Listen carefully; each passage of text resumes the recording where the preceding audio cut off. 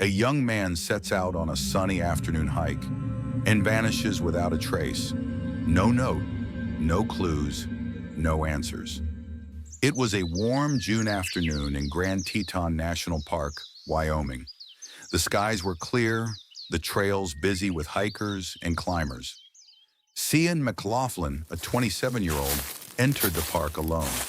He carried no heavy pack, no camping gear, just the clothes on his back and the confidence of someone familiar with the mountains. By evening, there was no sign of him. He missed work the next day, and calls to his phone went unanswered. Days turned into weeks.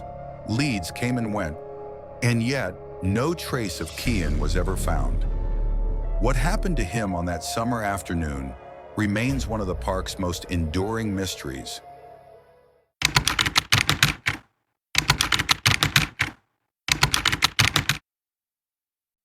Cian McLaughlin was 27 years old.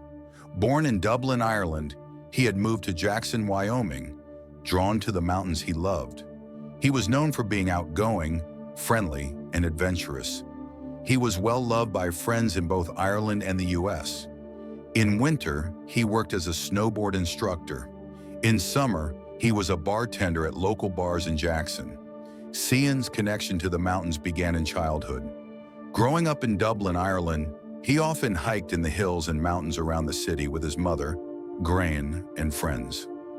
From these early walks, he developed a natural sense for navigating trails, reading the weather, and respecting nature. His mother said he was well-versed in the mountains, not just because of experience, but because he loved being out there. Cian was about 6 feet tall, 180 pounds with medium-length brown hair, brown eyes, a full mustache, and a lean, athletic build. He was instantly recognizable for his warm smile and easygoing presence. He also had distinctive tattoos, a vase on his upper left arm, a pair of dice near his elbow, and a ribbon design on his forearm. When Cian moved to Jackson, Wyoming, he found himself surrounded by the Teton Range, one of the most stunning and challenging mountain landscapes in the United States. He quickly became familiar with local hiking routes, from gentle valley walks to high-altitude climbs. He was confident on the trails, fit from snowboarding in the winters, and always eager to explore new routes in the warmer months. On June 8, 2021, at 2:15 p.m., Cian entered Grand Teton National Park through the Moose Entrance Station. It is one of the main entry points to Grand Teton National Park, located near the town of Moose, Wyoming. He carried no heavy gear, no overnight supplies, just a white t-shirt, shorts, hiking boots, a red Apple Watch, wire-rimmed sunglasses, and a small pendant necklace. Cian was reportedly in good spirits. He had texted some of his friends and tried to FaceTime with his mother, who was in Ireland. Digital forensics showed that, shortly before his hike, Cian had been researching Delta Lake, a high-elevation alpine lake accessible via the demanding Lupine Meadows trailhead. This route winds through stunning but treacherous areas like Garnet Canyon, Surprise Lake, and Amphitheater Lakes before reaching Delta Lake. These trails are far from easy strolls. They navigate steep, technical terrain where one misstep could have deadly consequences. At 3:30 p.m. on June 8th, Cian's iPhone sent its final signal from Teton Park Road. That lone digital ping would become the last confirmed sign of his presence, a silent marker of the moment his journey into the wilderness took a mysterious turn. By Thursday, June 10th, Cian's absence was noticed at work. Missing his shift was unlike him. Calls went unanswered, messages remained unopened. The following morning brought a grim discovery. Cian's car was found untouched at the Lupine Meadows trailhead, the starting point for some of the park's most challenging routes. It had been parked there for 5 days, enduring harsh mountain weather and freezing nights, while he was nowhere to be found. On June 12th, Cian was officially reported missing. He had only a single bottle of water, no backpack, no extra clothing, and no emergency gear. It was the kind of detail that sent alarm bells ringing for rescuers. He clearly hadn't prepared for a long journey, yet now he was gone, somewhere in miles of rugged wilderness. With each hour that passed, the lack of supplies made his situation more dangerous. The search became a race against time, not just to find him, but to find him alive. What followed was a large-scale search operation involving park rangers, volunteer ground teams, helicopters sweeping the skies, drones scanning inaccessible areas, and specially trained rescue dogs combing through rugged terrain. Within days of the news breaking, Cian's friends and family began flooding Facebook, Instagram, and Twitter with his photo, a detailed description of his appearance, and the clothes he was last seen wearing. They tagged hiking groups, local news outlets, and anyone connected to the Grand Teton area. Hashtags like FinCian and Missing Hiker spread rapidly, shared not only by people in Wyoming, but by complete strangers moved by the story. The posts were shared hundreds of times, crossing state lines, then national borders, until they reached Cian's home country of Ireland, where newspapers, radio stations, and ordinary citizens joined in amplifying the search. Search teams began where Cian was last reported to have been seen, along Garnet Canyon, extending upward from the Lupine Meadows trailhead. Searchers covered steep canyons, icy snowfields, dense forests, and rocky boulder fields, places where a single misstep could prove fatal. Despite their relentless efforts and the use of advanced technology, no sign of Cian was discovered. The challenging landscape, combined with the passage of time, made the search increasingly difficult. Every lead was pursued, every corner examined, but the mountains held their secrets tightly. Then on June 21st, what appeared to be a crucial breakthrough arrived, offering hope to everyone involved in the search. A local woman, 40-year-old Heather Mikowski, familiar with the Jackson area, reached out to authorities with information that would shift the focus of the entire search. She reported seeing Cian on June 8th at around 2:30 p.m., hiking south toward Taggart Lake, from the south side of the Bradley Taggart Moraine. It is approximately half a mile from the Lupine Meadows trailhead. Heather Mikowski's account included surprisingly detailed information that immediately drew investigators' attention. She claimed to have actually spoken with the missing hiker. According to her, he told her where he worked, mentioned he was from Ireland, and said he was living in Jackson at the time. Most notably, she said he shared his plans to head south toward Taggart Lake, where he intended to jump off his favorite rock into the water. The details she provided were striking. Mikowski described a man matching Cian's appearance almost exactly. Shoulder-length hair, round glasses, a white shirt, shorts, and a hat. She also mentioned tattoos on his arms and said he was carrying a bottle of water. Hope surged anew for Cian's family, especially his mother, Gren, who followed the search anxiously from Ireland. Mikowski's detailed report gave them a renewed sense of possibility after days of uncertainty. Cian McLaughlin's family, including his mother, Gran McLaughlin, and his uncle, Colum O'Higgins, were actively involved in the search for him after his disappearance in Grand Teton National Park. They traveled to Wyoming from Ireland and participated in search efforts, hiking the park's rugged terrain in hopes of finding any trace of Cian. But doubts soon emerged. Investigators found aspects of Mikowski's story hard to believe. Why would a hiker share such personal details with a stranger during a brief encounter on a remote trail? And why specifically mention a favorite rock for jumping into Taggart Lake? As authorities conducted thorough searches in those areas, no evidence of Cian's presence was found. The untouched wilderness showed no signs of recent visitors matching his description. At the same time, other potential sightings came from entirely different locations. A local climbing guide reported seeing someone resembling Cian on the Garnet Canyon Trail at about 3:45 p.m. on June 8th. Hours after Mikowski's supposed sighting near Taggart Lake, but miles away. The timeline didn't fit and the locations conflicted. Gradually, the investigators began to realize that Mikowski's detailed account might not be the breakthrough they hoped for, but rather a costly distraction from the search for the truth. The collapse of Heather Mikowski's account was every bit as dramatic as the false hope it had sparked. As investigators dug deeper, a disturbing truth surfaced. People who knew Mikowski revealed that she had never encountered anyone resembling Cian McLaughlin on June 8, 2021. The conversation, the physical description, even the vivid image of a favorite rock at Taggart Lake, all of it was fiction. Why would someone weave such an elaborate lie in the midst of a desperate, life-or-death search?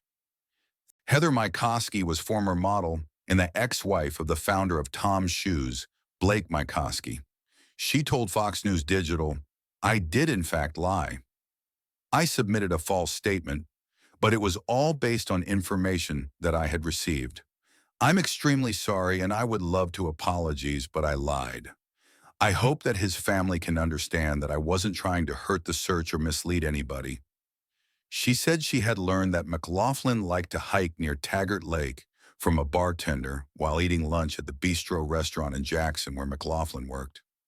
She has strong belief that he entered the park and most likely went to Taggart Lake because that was one of his favorite spots that he would go and jump off a rock and go swimming. The consequences of Mikowski's fabricated sighting were serious and far-reaching. Her false lead diverted search teams away from the areas where Cian was most likely to be, costing hundreds of valuable hours that could have been spent focusing elsewhere. Over 500 hours of ground and aerial search time were wasted, along with thousands of dollars in resources, money that could have supported more targeted efforts. Beyond the financial and logistical impact, her deception also took a heavy emotional toll. Cian's family clung to the hope sparked by the new lead, only to face crushing disappointment when it was proven false. The searchers themselves felt frustration and exhaustion, knowing their efforts had been misdirected. In the end, Mikowski's actions not only slowed the search for answers, but also deepened the pain and uncertainty surrounding Cian's disappearance. When the evidence was clear, Mikowski admitted she had made up the story. She agreed to a 5-year ban from Grand Teton National Park and to pay back $17,600 to the government. After Mikowski's claim was proven false, investigators focused again on the real evidence. All trustworthy sightings of Cian happened along trails leading to Garnet Canyon, Surprise, and Delta Lake. The strongest report came from a local climbing guide who saw someone matching Cian's description on Garnet Canyon Trail around 3:45 p.m. on June 8th. The guide described a lone hiker with shoulder-length hair, round glasses, a white shirt, shorts, and a hat, all matching what was known about Cian in the security footage from earlier that day. The search restarted with more focus on the right areas. Teams climbed down steep canyons, used special gear to check rocky areas, and scanned with thermal imaging to find heat signatures that couldn't be seen by eye. The rough and dangerous landscape meant the searchers faced serious risks, a reminder of what Cian would have gone through. Despite the disappointment from the false lead, Grand McLaughlin showed great strength and determination. She traveled back to Wyoming several times to help with the search herself. She walked the trails her son might have taken, talked to hikers and climbers, and handed out new flyers about Cian. Her courage and hope kept the search going, even when things seemed hopeless. Finding Cian's personal belongings was also very important. Rangers handed out flyers asking hikers and campers to look for his red Apple Watch, red iPhone 12 mini, gold wire-rimmed sunglasses, silver U-shaped pendant, and white t-shirt. If anyone found these items, it could help the search teams find him. But as the months went by and the search kept going, the hard truth started to become clear. The wild mountains that brought Cian McLaughlin to Wyoming had taken him away, leaving only questions behind, and a family that still held on to hope. June 18th, 2021 marks the turning point. On that day, Grand Teton National Park officials announced that after a week of intensive efforts, the search would shift from a full-scale operation to a continuous, but more limited, mode of patrols and investigations. The change was prompted by the lack of new leads and the growing safety concerns for search teams. In 2022, official rescue operations were called off, but Cian's family refused to give up hope. They continued their own searches, waiting for the snow to melt so they could return. That spring, they reignited the search. McLaughlin's mother, Gran, traveled back to Wyoming to mark the one-year anniversary of her son's disappearance, determined to refocus efforts. "We've shifted our attention to higher mountain areas," she told Morning Ireland. "Now that we're back here in Wyoming, as the snow begins to melt, the rangers have been studying the maps and terrain again, identifying new places to search." The family also doubled their efforts to spread awareness, putting up fresh posters throughout the park, this time without the false information that had hampered the search the previous year. Even after a full year had passed with no answers, Cian's mother refused to give up. She gave interviews, kept in close contact with rangers, and reminded the public that her son was still out there, somewhere. Her determination became the emotional heartbeat of the entire search effort. But as time dragged on and leads ran dry, even her unshakable resolve began to waver. The endless silence, the false sightings, and the lack of any physical evidence took their toll. What happened next would mark a heartbreaking turning point, proof that even a mother's hope, once thought unbreakable, can begin to fade. On Sunday, June 23rd at 4 p.m., people gathered in Dartmouth Square, Dublin, for an event simply called Remembering Cian McLaughlin. The ceremony took place outdoors, the kind of place Cian loved most. Friends, neighbors, and strangers came together, bringing blankets and chairs to stay comfortable as they listened.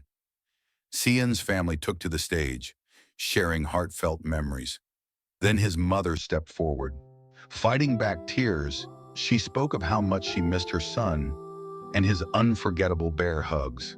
Her voice trembled, and though she didn't say it outright, there was a feeling in the air, a quiet understanding that she might finally be ready to accept that the search was over and that her son's case had come to a close. Today, more than 4 years after Cian entered Grand Teton National Park, his disappearance remains one of the most mysterious, unsolved cases in the American wilderness. Several ideas exist about what might have happened that June afternoon. The accident theory. This is the most common explanation. Because Cian had very little gear and the terrain near Delta Lake is tough, many think he might have fallen, gotten caught crossing a creek, or been caught in bad weather. Since nothing was found, it's possible his remains are in a spot too remote or dangerous for search teams to reach. The disorientation theory. Some believe Cian got lost or confused, maybe because of the altitude, dehydration, or panic. He could have wandered far off the trails, making it almost impossible to find him in the vast wilderness. Even experienced climbers know how easy it is to get turned around when tired and scared. The wildlife theory. Though this is talked about less publicly out of respect for Cian's family, some experts think an encounter with bears or other wild animals might explain his disappearance and why no trace has been found. Grand Teton has both black bears and grizzly bears.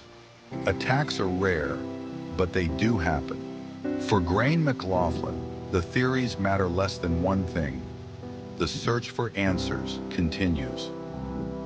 Friends remember Cian for his energy, his love of adventure, and how he made everyone feel special.